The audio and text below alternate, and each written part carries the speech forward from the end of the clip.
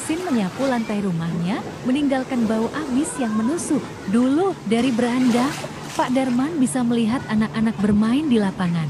Sekarang, yang tersisa hanya genangan dan puing-puing kenangan. Rob yang menghapus jejak. Pak Darman berdiri di depan rumahnya yang sudah setengah tenggelam. Matanya menatap lurus ke kejauhan, ke arah laut yang dulu jauh dari sini. Bertahun-tahun lalu, saat ia masih muda, garis pantai berada hampir 1 kilometer dari rumahnya. Tapi sekarang, air asin sudah sampai ke ambang pintu. Ia menghela napas panjang, lalu melangkah masuk ke dalam rumah. Genangan air setinggi betis merendam kursi kayu dan meja makan. Dinding-dinding yang dulu kokoh kini mulai lapuk, dicumbu garam yang menggerogoti setiap celah.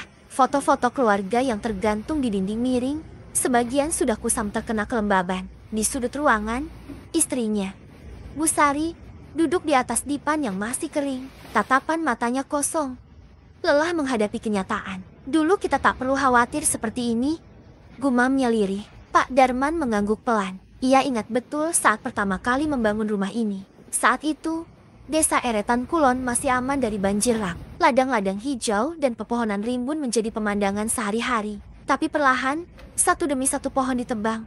Lahan berubah jadi tambak, dan hutan mangrove yang dulu menjadi benteng alami justru tak sempat ditanam kembali. Kalau saja dulu kita menanam mangrove lebih cepat. Suara Pak Darman tercekat di tenggorokan. 20 tahun lalu, beberapa warga sempat mengusulkan penanaman hutan mangrove, tapi banyak yang menolak, menganggapnya merepotkan. Kini, laut yang seharusnya terlindungi justru leluasa menerjang.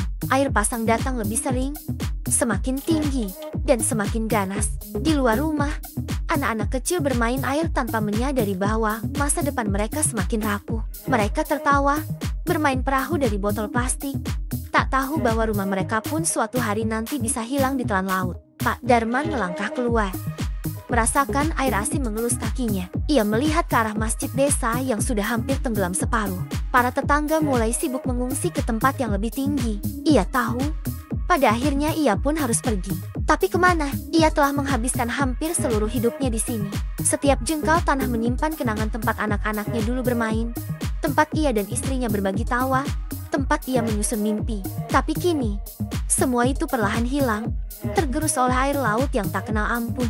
Malam itu, ia duduk di beranda yang mulai lapuk, menatap gelombang yang terus datang. Ia sadar, tak ada yang bisa ia lakukan untuk menghentikan air. Namun, ia berharap mereka yang masih muda tak mengulangi kesalahan yang sama bahwa pohon-pohon harus tumbuh sebelum semuanya terlambat. Dan ketika pagi tiba, ia akhirnya berkemas.